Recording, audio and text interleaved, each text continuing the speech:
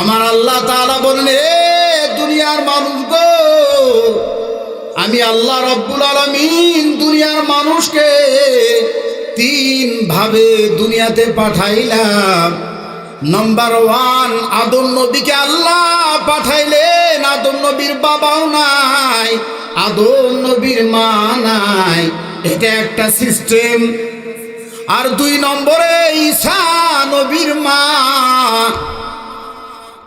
ঈসা নবীর মা মারিয়াম বিবাহ শাদী করেন নাই। আল্লাহ রাব্বুল আলামিন ঈসা নবীকে মার থেকে দুনিয়ার জমিনে পাঠাইলেন বাবা বিহীন।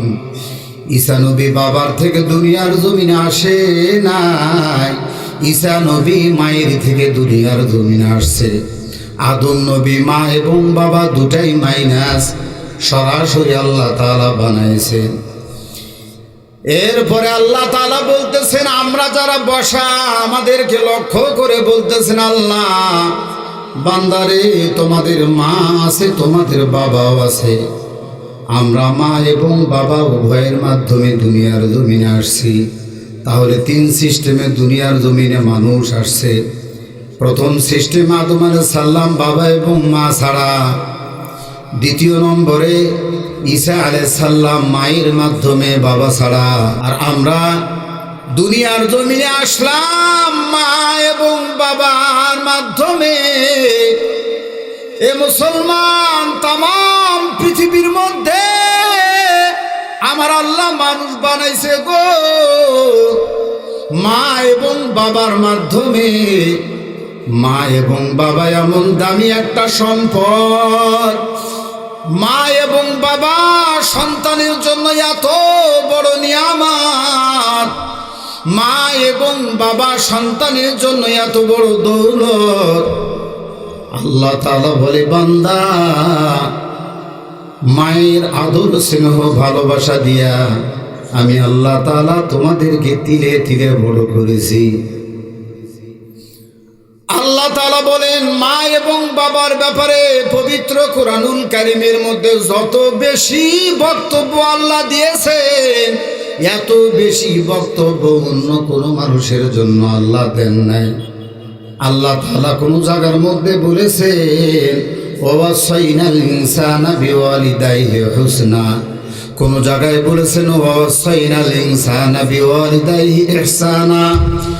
আবার আমার আল্লাহ তাআলা আরেক জায়গার মধ্যে বলেন গো, ওয়া ক্বাদা রাব্বুকা আল্লা তা'বুদু ইল্লা ইয়্যাহু ওয়া বিল ওয়ালিদাইনি ইহসানা। সব জায়গার মধ্যে ইহসানের আওয়াজ, সব জায়গার মধ্যে দয়ার মায়ার কথা আল্লাহ তাআলা জানাইলেন। সূরা বানী ইসরাঈলের মধ্যে আমার আল্লাহ জানান, ও কদা, আমি আল্লাহ চূড়ান্ত করেছি, ফায়সালা করেছি, সিদ্ধান্ত আমি আল্লাহ ফাইনাল করেছি, আল্লাহ তা'বুদু ইল্লা ইয়্যা। ও মুসলমানের সন্তানেরা, আল্লাহ তাআলা বলতেছেন সর্বপ্রথম মানুষের দায়িত্ব হলো এরা আল্লাহ তাআলার ইবাদত করবে। কোনো গাছের পূজা নয়, মাছের পূজা নয়, আগুনের পূজা নয়, সূর্যের পূজা নয়। এরা ইবাদত করবে, গোলামি করবে একমাত্র আল্লাহর। আল্লাহর গোলামি করার পর আমার আল্লাহ বললেন, ওয়া বিল ওয়ালিদাইনি ইহসানা। তাহলে এখানে বোঝা গেল আল্লাহর ইবাদতের পরে যার সেবা করা লাগবে, আল্লাহর ইবাদতের পরে যার খেদমত করা লাগবে, এই 2টা মানুষের পরিচয় হলো আব্বা আর আম্মা। কথা বলেন ঠিক কিনা? কেমন দামি 2টি মানুষ আমার আল্লাহ তাআলা দিয়েছেন। আল্লাহ তাআলা বলে, বান্দা আমি আল্লাহ মাকে এমন নিয়ামত বানাইলাম, বাবাকে এমন নিয়ামত বানাইলাম। ও মুসলমানেরা, সূরাতুল বাকারার মধ্যে 2 নম্বর পারার 13 নম্বর পৃষ্ঠার মধ্যে আল্লাহ তাআলা বলেন, পয়গম্বর যদি আপনাকে প্রশ্ন করে, ইয়াসআলুনাকা মাযা ইউনফিকুন, এই প্রশ্নটা যদি করে, পয়গম্বর আমরা সাহাবীরা যদি প্রশ্ন করে, কিয়ামত পর্যন্ত যত মানুষ আসবে গো, সব মানুষ যদি প্রশ্ন করে আমরা খরচ করব কোথায়, আমরা ব্যয় করব কোথায়, খুব গুরুত্বপূর্ণ কথা, খুব দামি কথা। আল্লাহ তাআলা জানান, ও নবী জানাইয়া দেন, তারা যদি বলে আমরা খরচ করব কোথায়, ব্যয় করব কোথায়। একটা সন্তান যখন চাকরির মাধ্যমে টাকা পয়সা উপার্জন করে, একটা সন্তান যখন ব্যবসা বাণিজ্য ক্ষেত খামার করিয়া উপার্জন করা শুরু করে, এই মানুষটা যদি আল্লাহ তাআলার পয়গম্বরের কাছে প্রশ্ন করে, পয়গম্বর টাকা পয়সা উপার্জন করলাম, সর্বপ্রথমে কোথায় ব্যয় করা লাগবে, কোরআন কি বলে? কোরআন বলতেছে, উলমা আনফাকতুম মিন খায়রিন ফালিল ওয়ালিদাইন। কোরআন বলতেছে সর্বপ্রথম তোমার ব্যয়ের খাত, সর্বপ্রথম তোমার ব্যয়ের রাস্তা হলো তোমার আব্বা, তোমার আম্মা। সর্বপ্রথম ও মুসলমানেরা, আল্লাহ তাআলা বলেন, দয়ার মাবুদ পবিত্র কোরআনুল কারীমকে রহমতের টুকরা, বরকতের টুকরা করে মুসলমানদের জীবন বিধান হিসাবে আল্লাহ তাআলা নাযিল করিয়া এই কোরআনের মধ্যে মার কথা, বাবার কথা, ভাইয়ের কথা, বোনের কথা, স্বামীর কথা, স্ত্রীর কথা, ইতিমের কথা, বোনের কথা, স্ত্রীর কথা, স্বামীর কথা, ব্যবসার কথা, বাণিজ্যের কথা, সন্ধি নীতি, চুক্তি নীতি, বন্দি নীতি, ইহকালের কথা, পরকালের কথা, জান্নাতের কথা, জাহান্নামের কথা, ফুলসিরাতের কথা, জাহান্নামের কথা গো, সব আমার আল্লাহ তাআলা কোরআনের মধ্যে বলে দিয়েছেন। এজন্য সঙ্গত কারণে আল্লাহ তাআলা তামাম দুনিয়ার মুসলমান সন্তানদেরকে আল্লাহ জানাইলেন, সর্বপ্রথম তোমার জীবনের আয় কোথা থেকে শুরু হবে, ব্যয়ের পাটটা কোথায়? ব্যয়ের পাটটা হলো উলমা।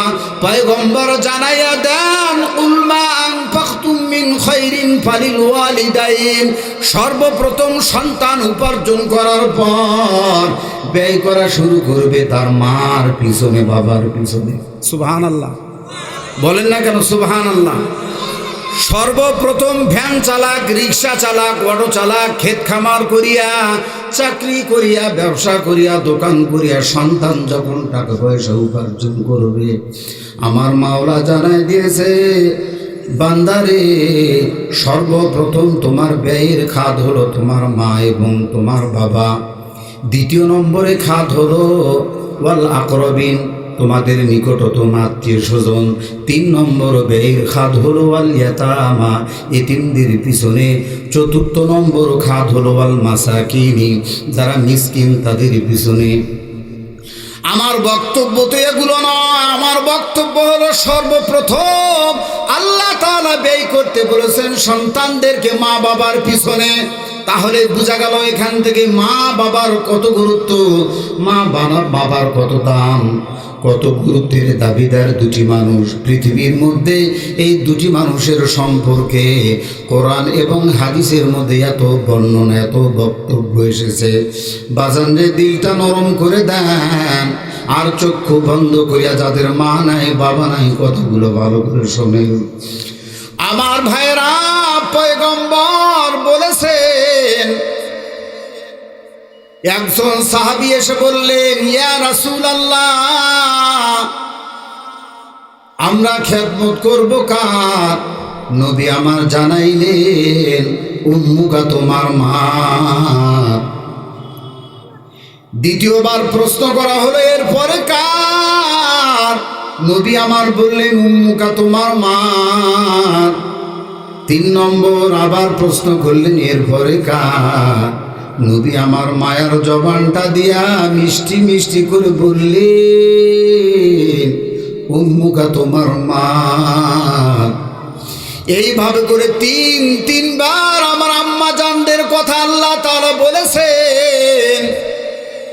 3বার মায়ের খেদমতের কথা পয়গম্বর বললেন। 4র্থবারে গিয়া বললেন, আবুকা, তোমার আব্বা।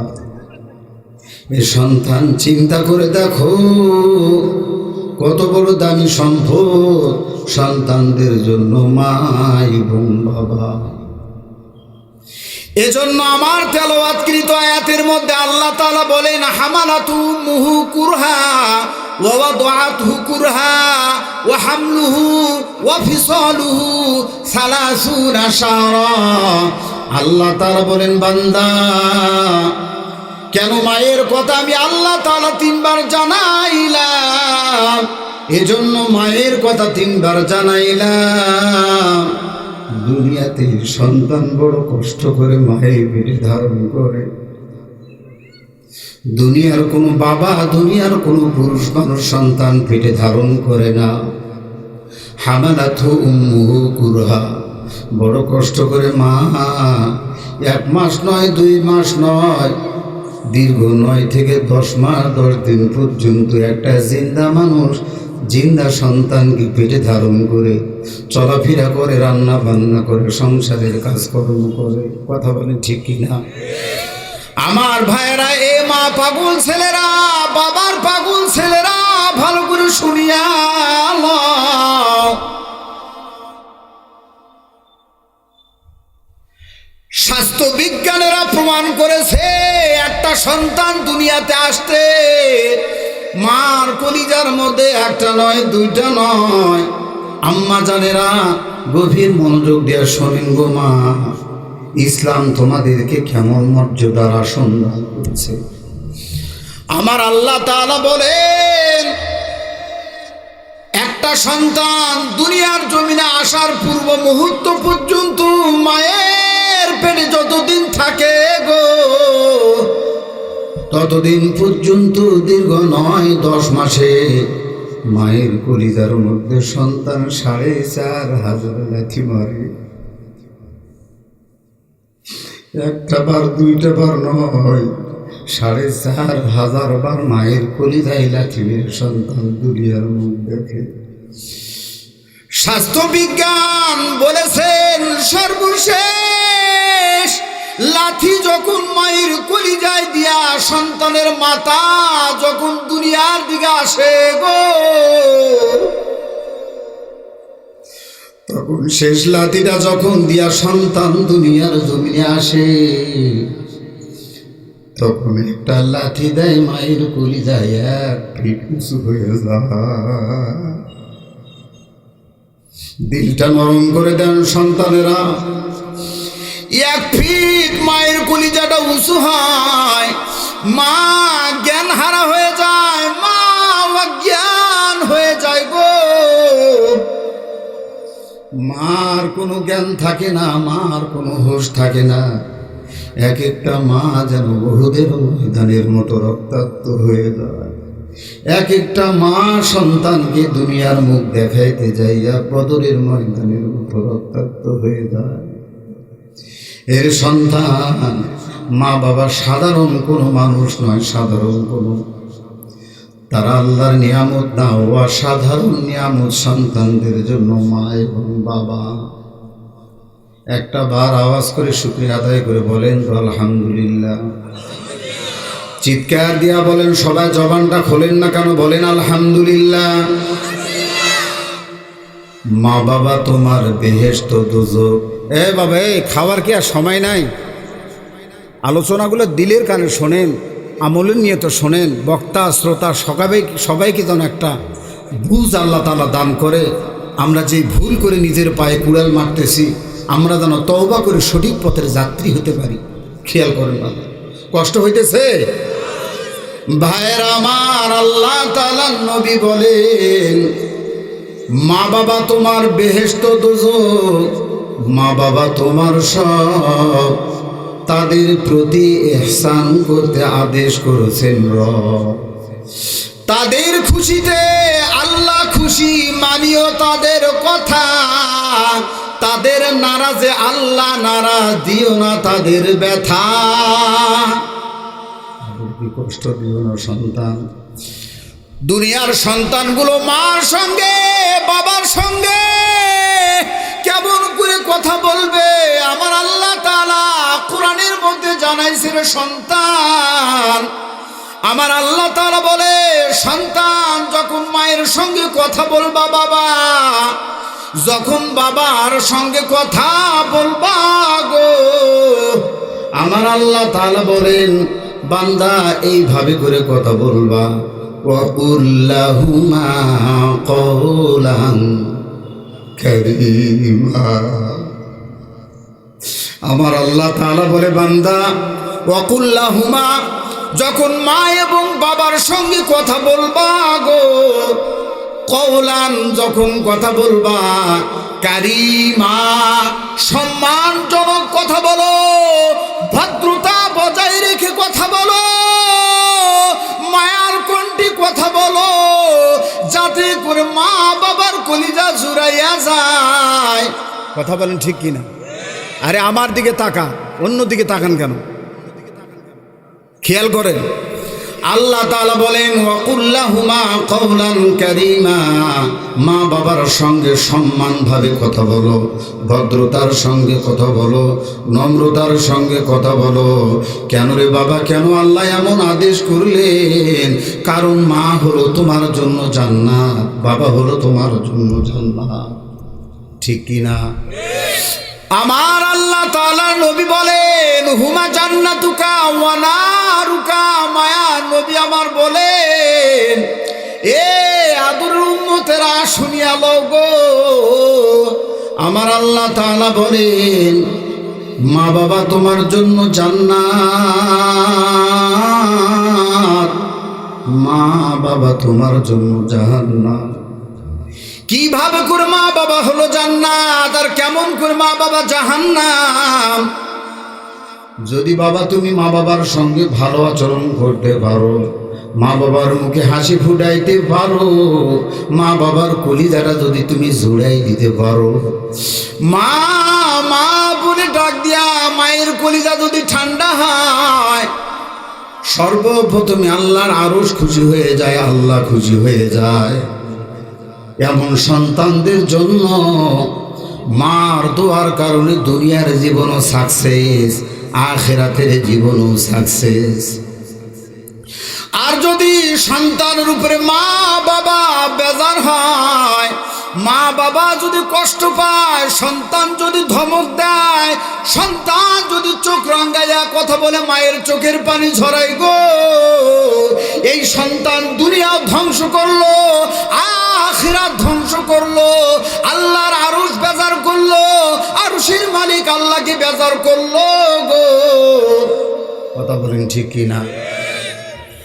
এরে বাবা, আল্লাহ তাআলা নবী এজন্য বলেছেন একটা মানুষের আমল নামার মধ্যে যদি নামাজ থাকে, নামাজের কমতি নাই। এই খেয়াল করেন, নামাজের কমতি নাই, রোজার কমতি নাই, সম্পদ আছে যাকাত দেয় হজ করে কমতি নাই, জিকির আজগারের কমতি নাই, তসবিহ তাহলিলের কোনো আমলের কমতি নাই, মায়ার নবীর সুন্নতের কমতি নাই, সালাম কালাম এলাকার মধ্যে সুনাম সুখ্যাতির কমতি নাই।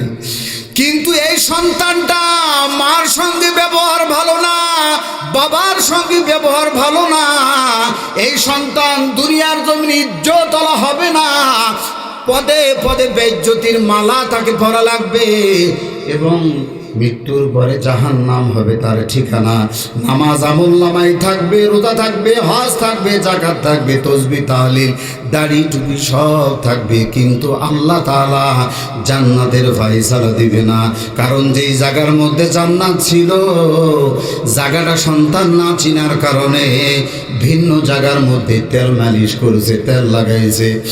আমাদের বাংলাদেশে শ্বশুর শাশুড়ি যখন ঘরে আসে গো, শ্বশুর শাশুড়ির জন্য যেই বাজারটা হয়, মাছ হয়, গোশত হয়, বিভিন্ন রকমের বাজার হয়, কিন্তু মা বাবার জন্য অমন বাজার হয় না। কথা জবাব দেন যুবকেরা, কথা চুপ বন্ধ করে থাকো না, কথা বলো ঠিক কিনা? কিন্তু তোমার বিবেকের কাছে আমার প্রশ্ন, এই শাশুড়ি তোমাকে একটা দিনের জন্য পেটে ধরে নাই, তোমাকে পেটে বোঝা বহন করেছে, হামালাতুহু কুরহা, তোমার গর্ভধারিণী মা দিনের পর দিন, রাতের পর রাত, মাসের পর মাস বড় কষ্ট করে তোমাকে বোঝা বহন করেছে, পেটের মধ্যে। এজন্য তোমার মায়ের পায়ের নিচে জান্নাতের সন্তান, তোমার মায়ের পায়ের নিচে জান্নাত। পৃথিবীর কোনো সন্তানের শাশুড়ির পায়ের নিচে জান্নাত নয়, জান্নাত আল্লাহর নবী বলেছেন সন্তান তোমার গর্ভধারিণী মায়ের পায়ের নিচে। কথা বলেন ঠিক কি বাজান রে? এজন্য শ্বশুর শাশুড়ির মর্যাদা আছে না নাই?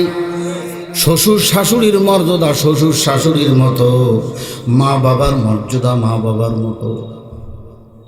স্ত্রীর মর্যাদা স্ত্রীর জায়গায়, মায়ের মর্যাদা মায়ের জায়গায়। কথাগুলো কি বুঝতেছেন? মনোযোগ আছে সবার? কষ্ট হইতেছে? বাবা একটু গভীর মনোযোগ দাও, মনটা নরম করে দাও গো বাবা। দেখো তো এই সাহাবীর মতো আমাদের জীবনটা নাকি যদি এমনটা হয়, আজকের আলোচনার পরে জীবনের মোড় পরিবর্তন করা চাই। আমার ভাইয়েরা, আল্লাহ তাআলার নবীর জামানায় একজন সাহাবী ছিল, নাম তার আলকামা।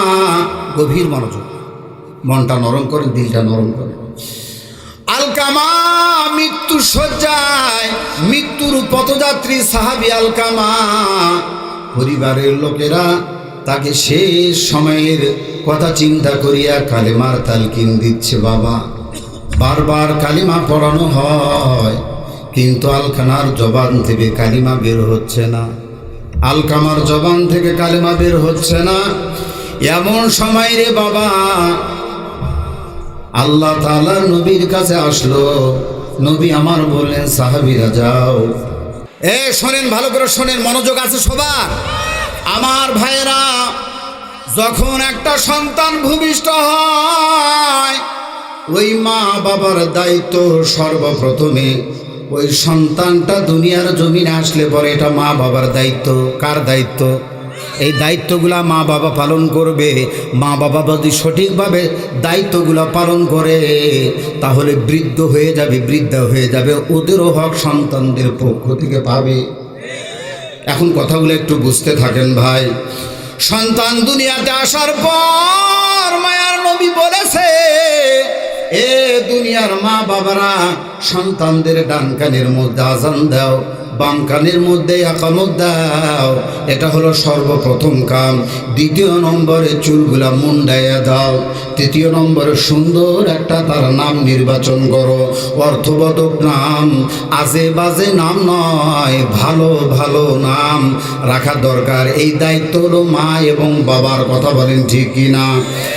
এরপরে সন্তানটা যখন বড় হয়ে যায়, বড় হওয়ার পর সন্তানটাকে সর্বপ্রথমে মা বাবা তাকে দিন শিক্ষা দিবে, ইসলাম শিক্ষা দিবে, দিনের ধারণা দিবে, ইসলামের ধারণা দিবে, কোরআন সহিভাবে তেলাওয়াত করা শিখাবে। আওয়াজ করে বলেন তো দায়িত্বটা কার? কথা বলেন না কেন? কার দায়িত্ব? মা এবং বাবার দায়িত্ব গো। এরপরে আল্লাহ তাআলা নবী বলেছে, যখন সন্তানটাকে তুমি ব্যারিস্টার বানাও কোনো আপত্তি নাই, ডাক্তার বানাও, মাস্টার বানাও, ইঞ্জিনিয়ার বানাও, প্রফেসর বানাও, ইসলাম বাধা দেয় নাই, কিন্তু সর্বপ্রথমে ইসলামের শিক্ষা দাও, দিনের শিক্ষা দাও, কোরআনের তালিম দাও। এটাই হলো মুসলমানদের শান, এটাই মুসলমানদের মান। আওয়াজ করে বলেন ঠিক কিনা? ও মুসলমান ইমানদার, যখন সন্তানগুলো প্রাপ্ত বয়সে উপনীত হয়ে গেল, এখন মায়ার নবী আমার জানাইয়া দেয়, ও আমার কলিজার টুকরা জামাই হযরতে আলী, তুমি জানাইয়া দাও, তামাম পৃথিবীর মানুষের কাছে ছড়াইয়া দাও, মেসেজ পৌঁছাইয়া দাও, তিনটা কাজের মধ্যে তারা যেন দেরি না করে। এক নম্বরে ছেলে মেয়ে বড় হয়ে গেলে, প্রাপ্ত বয়সে উপনীত হয়ে গেলে তাদেরকে বিবাহ ব্যবস্থা করে দাও। এই দায়িত্বটা হলো মা এবং বাবার। আওয়াজ করে বলেন ঠিক কিনা? আর মায়ার নবী আমার বলেন, আলী গো, একটা একটা মানুষ মৃত্যুবরণ করলে মৃত মানুষটাকে জমিনের উপরে বেশিক্ষণ রাইখো না, দ্রুত তার জানাজা পড়াইয়া কাফন দাফনের ব্যবস্থা করে দাও। আর 3 নম্বরে নামাজের ওয়াক্ত হয়ে গেলে নামাজটা সেরে নাও, দেরি করো না। এই 3 কাজে দেরি করা যাবে না। তাহলে মা বাবার দায়িত্ব, সন্তান বড় হলে বিবাহ শাদী করা, মেয়ে বিবাহ বড় হয়ে গেলে নামাজি সভ্য ভদ্র একটা ছেলে জামাই হিসাবে পছন্দ করিয়া জামাইয়ের হাতে তুলে দেওয়া। আর ছেলে বড় হয়ে গেলে একটা নামাজি মেয়ে ঘরের মধ্যে ছেলের বউ করে আনা, এইটা নির্বাচন করা, এটা যাচাই করা, এটা বাছাই করা মা বাবার দায়িত্ব। এগুলো হলো মা বাবার হক। এখন আমার মায়ার নবী বলতেছে, এ বাবা, একটা জায়গার মধ্যে তোমাদের ভেজাল, সেই জায়গাটা হলো মায়ার নবী আমার বলেন, ওয়াল ওয়ালিদাতু ইউরদিনা আওলাদাহুন্না, ওয়াল ওয়ালিদাতু, মাকে আল্লাহ তাআলা জানাই দিয়েছেন ইউরদিনা, তার স্তনপান করবে, আওলাদাহুন্না, তার সন্তানদেরকে হাউলাইনি, 2 বছর দুধ পান করাবে। আমার কথা কি কষ্ট পাইতেছেন? কান খাড়া করেন, গভীর মনোযোগ দেন। আমি আজে বাজে অন্যান্য জায়গায় কিন্তু আমি কমেডিয়ান আলোচনা করি, কমেডিয়ান আলোচনা করব না, যেহেতু এটা আমার বাপসা আসারা এখানে আছে। আমি গঠনমূলক একটা বিষয় যেহেতু আমাকে বেঁধে দেওয়া হয়েছে, এই না চা লাগবে না, আমার সামনে চা পানি এগুলা লাগে না। বসেন, একটু বসেন, এই বসো বসো বসো। তোমরা কি বুঝতেছো না আমার কথা? তোমরা কি বুঝতেছো না? হয় বসো, না হলে এখান থেকে ভাগো। কারণ এইরকম একটা প্যান্ডেলে, এরকম একটা পরিবেশে সবারে আসার আর বসার কপালে সবারে হয় না। কথা বলেন ঠিক কি না? এই মাহফিলটা গতকালকে হয় নাই। অনেক টাকা পয়সা খরচের ফলে, ছুটাছুটি দৌড়াদৌড়ি করার পরে আজকের এই মাহফিলটা আমাদের এই গ্রামবাসী উপহার দিতে যাচ্ছে আপনাদেরকে। আর আপনারা মনে করছেন এটা খেলতামাশার একটা বিষয় মনে হয় না। এই মাহফিলের জন্য একদিন আপনাদেরকে আফসোস করা লাগবে। এখানে 1টি ঘন্টা যদি আমি কোনো মুসলমানের সন্তান এখানে বসে বসে আমরা দিতে পারি, 500 নফল নামাজ পড়ার সওয়াব আল্লাহ তাআলা যার যার আমলনামার মধ্যে বরাদ্দ দিয়ে দেয়। আরো জোরে বলেন।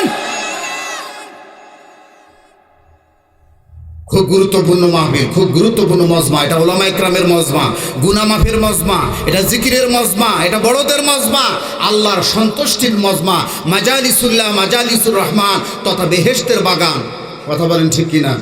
ভাইজান বেশি সময় নষ্ট করব না, কিন্তু আমার কথা ডানের দিকে কোনো মাথা ঘুরাইতে পারবেন, একদম অ্যাটেনশন আমার দিকে, কথাগুলো পাট পাট শুনতে থাকেন।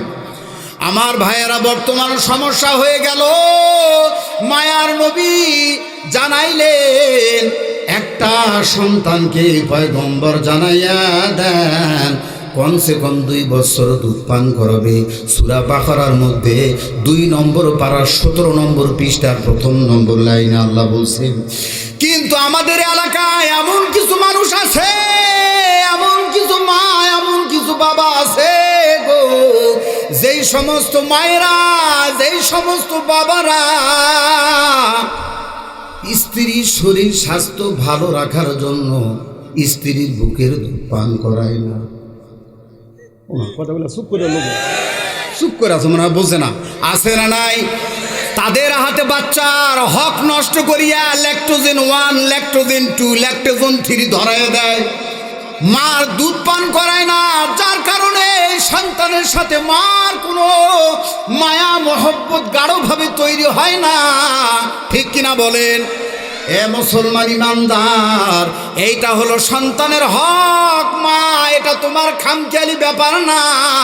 সন্তানকে পান করাইলেও করাইতে পারে, না করাইলেও করাইতে পারেন এমন না। এটা দিস ইজ মাই অর্ডার। আল্লাহ বলেন আমার নির্দেশ, সন্তানকে তার মা দুধ পান করাবে 2 বছর। হাউলাইন, কয় বছর? কথা বলেন, কয় বছর?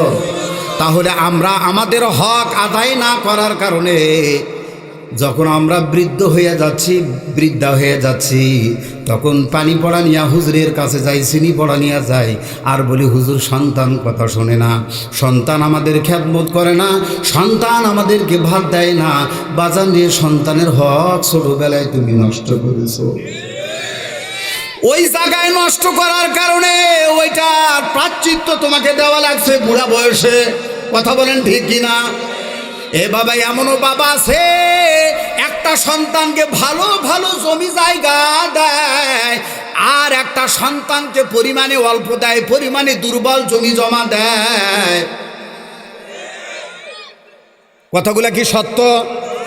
তুমি খালি হক চাও, আমারে বলা হয়েছে পিতামাতার হক। আরে কি হক রে, তোমার উপর তো হক ছিল সন্তানদের, কিন্তু তুমি বাবা হইয়া ডাকাতের মতো আচরণ করেছো। সঠিক ব্যবহার তুমি মা বাবা সন্তানদের সঙ্গে করো নাই। জমিন বিলি বন্টনের ব্যাপারে বৈষম্য করেছো। মেয়েকে সম্পত্তি না দিয়া মাথায় হাত দিয়া তুমি বলেছো, মা তোমার জন্য দোয়া করলাম, কাবা গিলাপ ধরে তোমার জন্য দোয়া করো। দেখতো তোর দোয়ার গুষ্টি মারি। সন্তানদের হক দাও আগে, মেয়ের হক আগে দাও, যেটা যেটা ব্যবস্থা দিয়েছেন আল্লাহ রব্বুল আলামিন, এরপরে তুমি দোয়া দাও, তাহলেই না বাবা, না হলে তুমি সর্বনাশা। কথা বলেন ঠিক কিনা? এমন বাবা আছে না নাই?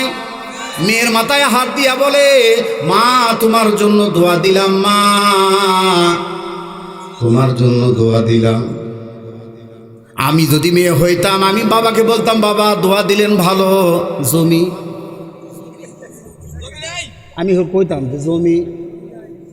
আর এমন কিছু ডাকাত ভাই আছে, বোনেরা যদি সম্পত্তি তাদের হক তাদের পাওনা না নেয়, তাহলে ভাইয়ের বাড়িতে গেলে বোনের আদর আছে কদর আছে, ভাগিনাদের আদর আছে কদর আছে। আর যদি তার পাওনাটা বুঝাইয়া লয়, তাহলে বাড়ির দরজা বন্ধ হয়ে যায়। কথাগুলা কি সত্য না অসত্য? কি আজকের বিষয়টা আমার যে ভাই নির্ধারণ করে দিয়েছে, না হলে হয়তো অন্য বিষয়ে কথা বলতাম। ও মুসলমান ইমানদার, সারা বাংলাদেশে আমি আলোচনা করি, বিশেষ করে কমেডিয়ান, কিন্তু আজকে কমেডিয়ান করবো না রে বাবা। একটু গভীর মনোযোগ দেন।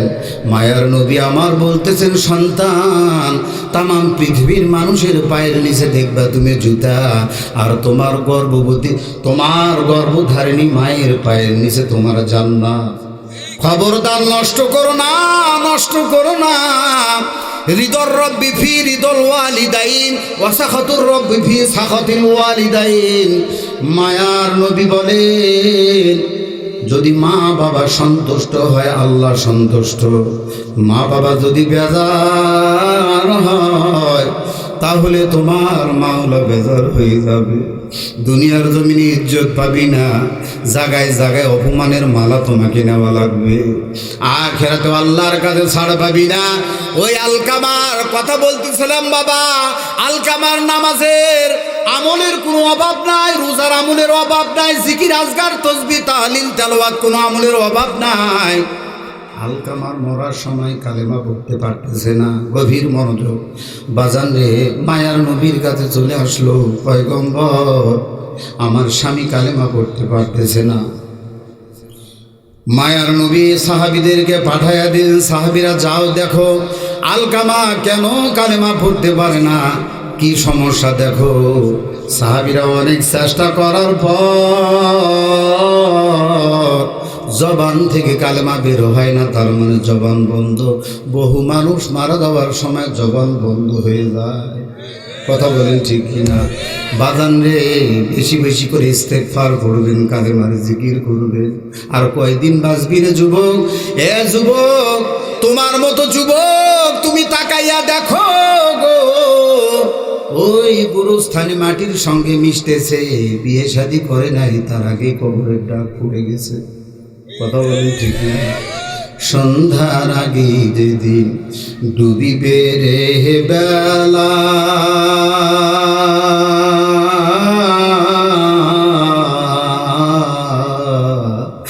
এক নিমিষে ভেঙ্গে যাবে তোমার রঙেরি মেলা।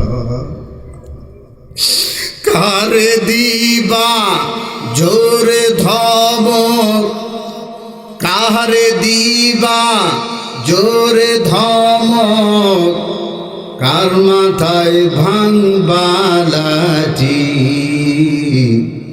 ওই যে দেখো ডাকিতেছে তোমায় কবরের মাটি। বাবা সময় বুঝি বেশি বাকি নাই। আমার এমন একটা প্রিয় মুসল্লি গতকাল রাত্রে 8:30টায় দাফন হয়েছে। সুন্নতের উপরে আমলকারী আমার সঙ্গে প্রথম দিন মাহফিলে যায় গাজীপুর ভাওয়াল মির্জাপুরে। মুরব্বীকে নিলাম, নাম আব্দুল সাত্তার। এত কষ্ট আমার কোনো দিন লাগে নাই। আমার বয়স্ক ক্লাসের উনি আবার ছাত্র। গতকালকে দাফন করা হয়ে গেল। গতকালকে আসরের নামাজের পর তার জীবনটা বের হয়ে যায়, প্রাণ পাখিটা বের হয়ে যায়। জহরের নামাজের আদানের সময় ওনার কাছে গেলাম, ভাইজান অবস্থা কি? বলতে তো হুজুর ভালো লাগে না। কই কেঁদে দিল। বলল হুজুর একটু আমার কাছে আসেন, আমার মাথায় একটু ফু দিয়া দেন। আমি চেহারার দিকে তাকায় দেখলাম লোকটা বেশিক্ষণ লাস্টিং করবে না। ফাতেহা পড়িয়া মাথার মধ্যে ফু দিলাম আর বললাম, ভাইজান চিন্তা করেন না, শেফার মালিক আল্লাহ। ওয়া ইদা মারিতু ফাহুয়া ইয়াশফিন, রোগগ্রস্ত করেন আল্লাহ, রোগ আল্লাহ তাআলাই মাফ করে দেন। আল্লাহর উপর ভরসাকারী হয়ে যান আর সব সময় জিকির করেন, লা ইলাহা ইল্লাল্লাহর জিকির করেন। আসরের নামাজটা পড়ে বের হয়ে জুতা পায়ে দিতেছি, শুনতে পাই না আব্দুল সাত্তার বিদায় হয়ে গেছে। বাজান রে, গভীর মনোযোগ দেন, বেশি লম্বা করব না। আর আমি আমার ভাইরা, আমার এলাকার মানুষ, আমার গ্রামের মানুষ, এ যুবক, জীবনে তো অনেক নেকামল করতেছো বাবা, কিন্তু তোমার নেকামল গুলার অবস্থা কি আজকে একটু শুনে যাও। আলকামার মাকে যখন বলা হইল, আলকামার মা আছে নাকি? গভীর মনোযোগ। আলকামার মা আছে, বলো আলকামার মাকে আমার কাছে আসতে, আর যদি না আসতে পারে গো তাহলে আমি আলকামার মায়ের কাছে যাব। বিশ্ব নবীর বার্তা যখন চলে গেল আলকামার মায়ের কাছে, নবী বলেছেন আপনি যদি না পারেন, বৃদ্ধা দুর্বল মানুষ, নবী আসবে। আলকামার মা বলতেছে আমার জীবন কুরবান হোক, আমার জীবন কুরবান হোক। নবীকে আমি কষ্ট দিতে চাই না, আমি কষ্ট করে নবীর দরবারে যাব। এটাই হলো নবীর প্রতি মায়া, এটাই হলো নবীর প্রতি ভালোবাসা। বাজান রে, আল্লাহ তাআলা নবীর কাছে আসলো। নবীর কাছে আসার পর আল্লাহর নবীকে সালাম দিয়া দণ্ডায়মান বসার ঘরে আল্লাহর নবী বললেন, মা গো, আলকামা কি আপনার ছেলে? আমার ছেলে। আলকামার আমল কেমন ছিল? মা বলতেছে, পয়গম্বর, আলকামার আমল হলো নামাজের কমতি নাই, রোজায় কমতি নাই, জিকিরে কমতি নাই, আর তেলাওয়াতে কোনো কমতি নাই। সব আমল এত সুন্দর আমল, এত সুন্দর আমল হয় না রে যুবক। এই ব্যবসায়ী যুবক শুনে নাও, এ ছাত্র যুবক শুনে নাও। এবার আমার মায়ার নবী বলতেছে, আলকামার মা সত্যি করে বলো, আলকামার ব্যবহার তোমার সঙ্গে কেমন ছিল গো মা? সাথে সাথে আলকামার মার মাথা নিচু হয়ে গেছে। বাজান রে, এরপরে বলতেছে, মা বলতেই হবে। ভারাক্রান্ত হৃদয়ে, কান্না বিজড়িত কণ্ঠে আলকামার মা বলতেছে, পয়গম্বর, আপনার কাছে আমার মিথ্যা বলার উপায় নাই। তার কারণ হলো আলকামা আমার কলিজার মধ্যে কষ্ট দিয়েছে, আলকামা আমার মনে ব্যথা দিয়েছে গো। ও পয়গম্বর, আমার চাইতে আলকামার বিবিকে সে প্রাধান্য দেয়। এই যুবক কথা বলে, এরকম বর্তমানে নাই? মায়ের চাইতে বউকে বেশি প্রাধান্য দেয়, গুরুত্ব দেয়, মায়ের কথা বিশ্বাস করে না, বউয়ের কথা বিশ্বাস করে, এমন সোনার টুকরা কলিজার চান নাই বাংলাদেশে? কথা বলো, আছে না? এ বাবা, তোমার হাতে তোমার পায়ে আমি হাত রাখলাম, তুমি একটু ভালো করে শোনো রে বাবা। আজকের মাহফিলটা আমার মন বলছে কবুল হয়ে যাবে রে বাবা। আমার যেন মনে হয় এই মাহফিলটা কবুলের দিকে চলে যাচ্ছে। আল্লাহ যেন কবুল করে নেয়। চিৎকার মেরে বলেন আমিন। বইয়ের কথায় করো না হায়, খেয়াল করেন, বইয়ের কথায় করো না হায়, মাকে অপমান, তোমার দেহে রক্ত মাংস মায়ের অবদান। এই 2-4 জন ঠিক আর এগুলো কি বোবা? হ্যাঁ, খালি গ্রামের বলে ছাড় দিয়ে যাইতেছে, না হলে আমি যে বক্তা যদি সুপে যদি সিভিলে আমার বাহিরে মাহবিল শুনতেন বুঝতেন তুলা উড়ে দিই তুলা তুলা। কিন্তু আপনারা আমার আপনজন কিছু কইতে পারতেন, কিন্তু বেশি রাগ উঠাবেন না। এইরকম আছে না নাই? অন্য জায়গা হইলে কইতাম বউ না থাকলে ঠান্ডা ঘরে কেমনে করে রাত কাটে, যার বউ নাই সে জানি। কথা বলেন ঠিক কিনা? যুবকেরা কইতেছে হুজুর বড় হয়ে গেছি, বাপ মাও খালি খালি এই ইস্টাবলিশে জিকির করে, তাই আমাদেরকে বিয়া দেয় না। আমি কোনো কপাল পোড়া, ঘরের দরজা লাগা, জানাটা খুলে তোল, জানাটা খুলে দিয়া এইভাবে করে কর। যৌবনেরি কালে যৌবনেরি কালে যদি বউ না পায়, বুড়া বয়সে বইয়ের দরকার না। কাল গাই তোর বাপ মা তোর বিয়া করাই দিবে, ঠিক কিনা? হ্যাঁ, এগুলো বাহিরের ওয়াজ দিলাম না, এখানে এটা আমার গ্রাম স্টেট একটা বিষয়ের উপর আমি আলোচনা করতেছি। আরও শুনলে মাথায় নষ্ট হবে, ওগুলো স্যাম্পল একটু দিলাম। আমার ভাইয়েরা মনটা নরম করে দেন। এমন সময় মায়ের নবীর আর বুঝতে বাকি না, মায়ের নবী আমার বলতেছে ও সাহাবীরা গো, তাড়াতাড়ি শুকনা কাঠ সংগ্রহ করো, শুকনা কাঠ সংগ্রহ করিয়া আগুন জ্বালাইয়া দাও, আর ওই আগুনের মধ্যে ফালানির জন্য আলকামাকে বিছানা থেকে উঠে আনো। প্রশ্ন করি ভাই, জবাব দেন, পৃথিবীর এমন কোনো মা পারে তার সন্তানকে আগুনের মধ্যে ফালানো হবে? মা তাকায়া তাকায়া দেখবে, এমন পৃথিবীর মধ্যে কোনো মা থাকতে পারে? বাজান জবাব দিয়া বলো, আওয়াজ করে বলো, পারে না? পারে না। এমন সময় খেয়াল করেন, এমন সময় আলকামার মা বলতেছে পয়গম্বর আগুন জ্বালাইয়া কি করবেন গো? নবী আমার বলতেছে আলকামার মা, আগুনটা যখন ধা ধা করে প্রজ্বলিত হবে, তোমার ছেলে আলকামাকে আগুনের মধ্যে ফালানো হবে। সুবহানাল্লাহ না নাউজুবিল্লাহ? সুবহানাল্লাহ বলা যায়? জোরে কন্যা নাউজুবিল্লাহ। এই কথা শোনার পর ও পয়গম্বর, না না সম্ভব নয়। এমন সময় নবী আমার বলতেছে সম্ভব যদি না হয় তাহলে একটা অপশন আছে, কলিজা নিংড়াইয়া সন্তানকে মাফ করে দেওয়া লাগবে। আপনি যদি সন্তানকে মাফ না করেন, আল্লাহ মাফ, আওয়াজ দেন, আল্লাহ মাফ করবে না। তখন ওই মা বলতেছে পয়গম্বর, আপনাকে সাক্ষী রেখে, আমার মাহবুবকে সাক্ষী রেখে আমি আমার সন্তান আলকামাকে মাফ করে দিলাম। আতিনা বি দারে দুনিয়া না হাসান, আতিনা বি দারে উকবানা হাসান, ইয়া গিয়াসাল মুস্তাগীসিনা হদিনা লাংতি খারা বিল উলুমি ওয়াল গিনা। আমার ভাইয়েরা, আমার বন্ধুগণ, এবার আল্লাহ তাআলা নবী বললেন ও আমার সাহাবীরা, আলকামার মা আলকামাকে মাফ করে দিয়েছে, এবার আলকামার কাছে যাও। এবার আলকামার কাছে যাইয়া কালেমা পড়ানো লাগে নাই।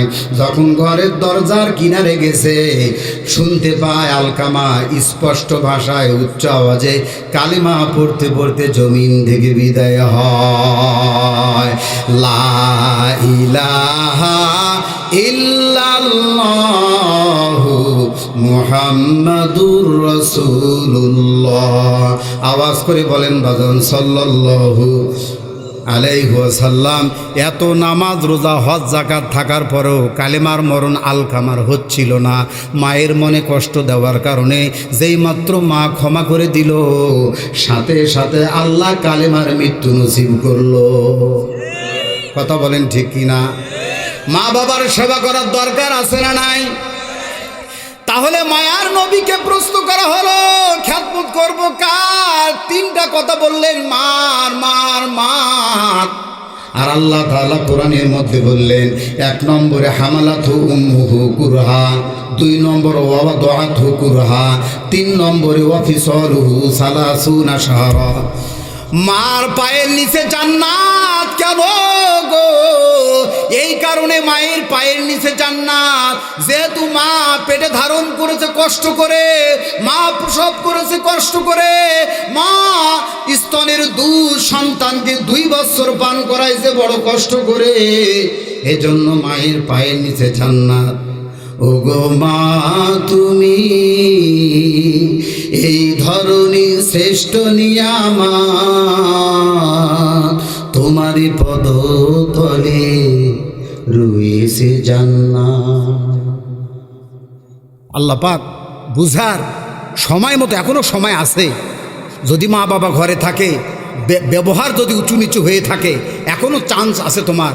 মার পা জড়ায় ধরো, মার কাছ থেকে মাপ চাও, ব্যবসা ভালো হবে, চাকরি ভালো হবে, লেখাপড়া ভালো হবে, আদবওয়ালা সন্তান আল্লাহ তাআলা তোমাকে বানাই দিবে। যেই সন্তানের টাকা আছে, পয়সা আছে, মোটা চাকরি আছে, মোটা ইনকাম আছে, আদব নাই, বেয়াদব, বেয়াদব কখনো আল্লাহর রহমত প্রাপ্ত বান্দা হতে পারে না। ঠিক কিনা বলেন?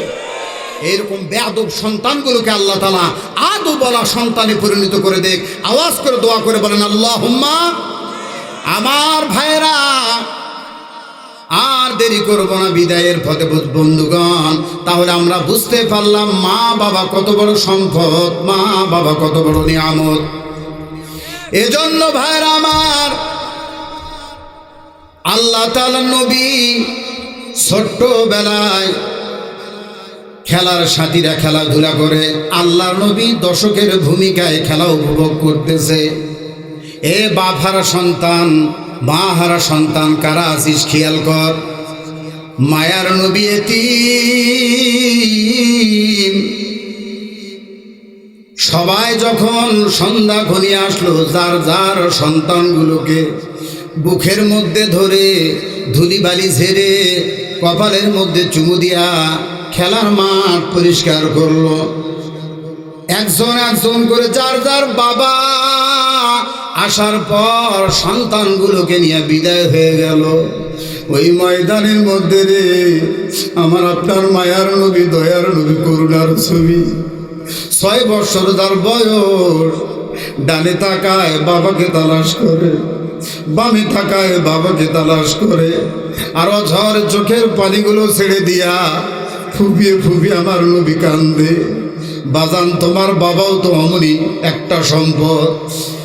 পথিক গিয়া বলে, আমি না, তোমার সন্তান মুহাম্মদ কাঁদে, মাঠের মধ্যে কেউ নাই, এতিম মুহাম্মদ একা একা দাঁড়ায় দাঁড়ায় কাঁদে। এই কথা শোনার পর আমি না দৌড়াইয়া যায়।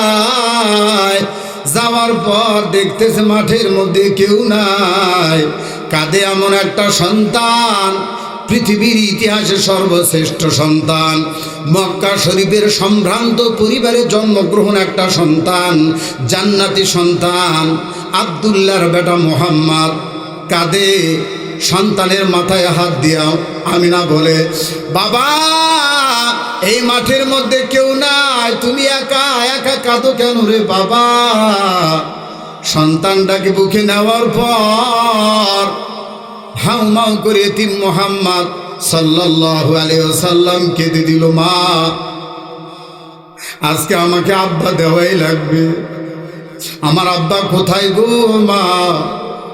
সব ছেলেরা খেলাধুলা করলো, সন্ধ্যা ঘনিয়ে আসলো, যার যার মা, যার যার বাবা এসে যার যার সন্তানগুলোকে কপালের মধ্যে চুমু দিয়া বিদায় হয়ে গেল। মা গো, আমার বাবা কি আসবে না? আমার বাবা কি আমাকে জীবনের মতো একটা বার বুকে ধারণ করবে না? এই কথা বলার পর আমিনার বুক যেন দুমড়ে মুচড়ে চোখ থেকে ঝর্ণার মতো পানিগুলা বয়ে বয়ে পড়তেছে। আর মুহাম্মদকে বলতেছে, বাবা মুহাম্মদ চল, আমি আজকেই তোমার বাবার কাছে নিয়ে যাব। এইভাবে করে মুহাম্মদ কাঁদে। বাড়িতে নেওয়ার পর শ্বশুর আব্বাকে বলতেছে, আব্বা আপনার নাতি বাবাকে দেখতে চায়, বাবার কাছে যেতে চায়। ও আব্বা অনুমতি দেন।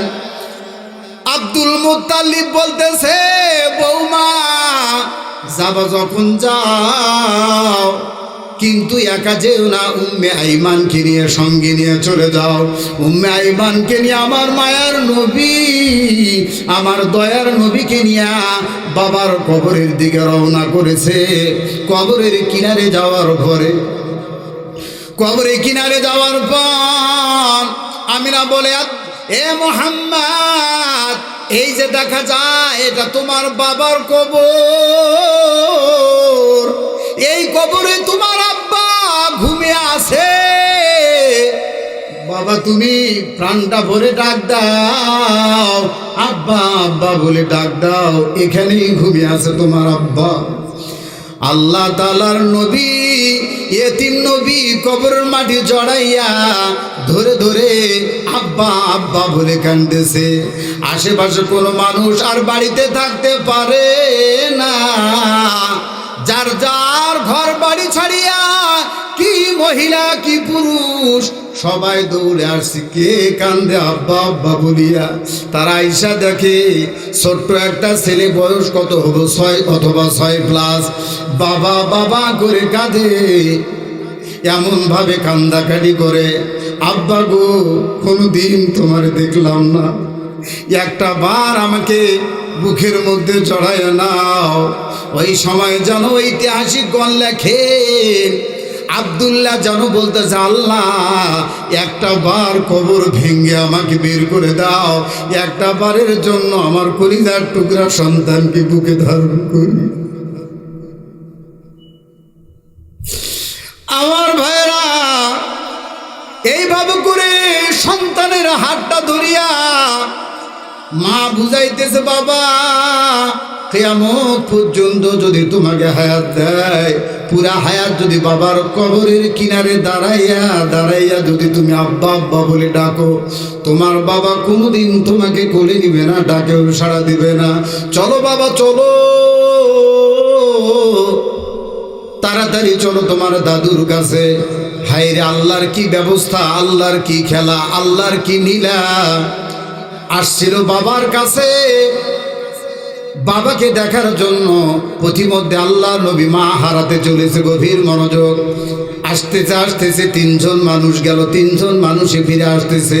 আবওয়া নামক জায়গার মধ্যে আসিয়া হঠাৎ করে আল্লাহ নবীর মা আমিনা অসুস্থ হয়ে পড়ে। অসুস্থ হওয়ার পর আবওয়া নামক জায়গার মধ্যে উম্মে আইমানকে ডাক দিয়ে বলে, আইমান আমার আমার শরীরটা ভালো না, আমার কেন যেন অস্থির অস্থির লাগতেছে, তাড়াতাড়ি আমার ধর। আইমান যখন ধরলো, আইমানের বুকের উপরে আমিনা শুয়ে পড়লো। আস্তে আস্তে নিঃশ্বাস ছোট হয়ে আসে, অবস্থা ভালো না, মৃত্যুর দিকে আমিনা রওনা করেছে। এমন সময় আইমানের হাতটা ধরে বলতেছে, আইমান আইমান রে, আমার মনে হয় আমার সময় বেশি বাকি নাই, আমাকে এখনই বিদায় হওয়া লাগবে। আইমান আমার কলিজার টুকরাকে বাবা দেখাইতে নিয়ে গেলাম, প্রতিমধ্যে আমার কলিজার টুকরা সন্তান যে মাকে হারাবে, এটা আমিও চিন্তা করি নাই। আইমান কথা দে আমার সন্তান যেন কোনোদিন কষ্ট না পায়, দেখে লাগবে আইমান। আর মোহাম্মদকে ডেকে বলে, বাবা মোহাম্মদ আয় আয় আমার বুকে আয়, আয় আয় আমার বুকে আয়।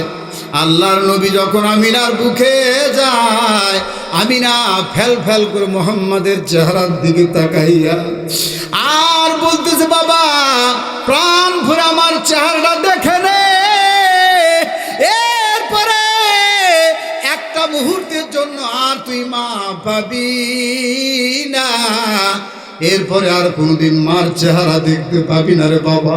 একটু আমাকে আম্মা আম্মা বলে ডাক, আমি মার কলিজাটা জুড়াইয়া দে। আমিনা রয়ে গেল, আমিনা দুনিয়ার থেকে বিদায় হয়ে গেল। কত বড় নির্মম, কত বড় কত বড় নিষ্ঠুর হৃদয় বিদারক একটা অবস্থা। এজন্য মায়ার নবী বলেন, ও দুনিয়ার সন্তানেরা, আমি বাবার চেহারা কোনোদিন দেখি নাই, মাকে মা বলে আমি তৃপ্তি মিটাইতে পারি নাই। তোরা যদি মা বাবা পাস, ওয়াকুল্লাহুমা কওলান কারীমা, খবরদার মা বাবার সঙ্গে গলা মোটা করে তাদেরকে কথা বলবা না। কওলান কারীমা, কারীমা সম্মানজনক কথা বলো, ভদ্রতার সঙ্গে কথা বলো, সভ্যতার সঙ্গে কথা বলো, মিষ্টি মিষ্টি করে কথা বলো, আস্তে আস্তে করে কথা বলো। এটাই তোমাদের রব্বুল আলামিন তোমাদেরকে শিক্ষা দেয়। মা বাবার হক সম্পর্কে চিৎকার মেরে বলেন মারহাবা। আমার ভাইরা, তাহলে বিদায় নিয়ে যায় আল্লাহ তাআলা। নবী বলেন, এই মা যাদের ঘরে আছে, মায়ার নবী বলেছেন, মা বাবা তোমার বোঝা না, মা বাবা তোমাদের জন্য বোঝা না, মা বাবা তোমার ঘরে রহমত, মা বাবা তোমার বাড়িতে রহমত, মা বাবা তোমার জন্য বরকত, মা বাবা তোমার বাড়িতে বরকত। কেমন বরকত রে যুবক! আমার মায়ার আল্লাহ তাআলা বলেন, যদি কোনো একটা সন্তান মায়ার নজরে, দয়ার নজরে মার চেহারার দিকে যদি একটা বার নজর দেয়, আমার আল্লাহর হাবিব বলেন 5 লাখ টাকা খরচ করিয়া হজ, 6 লাখ টাকা খরচ করিয়া হজ, আল্লাহ তাআলা মায়ের চেহারার দিকে একটা মায়ের নজরে তাকাইলে আল্লাহ তাআলা কবুল হজের নেকি সন্তানের আমল নামাই দিয়া দেয়।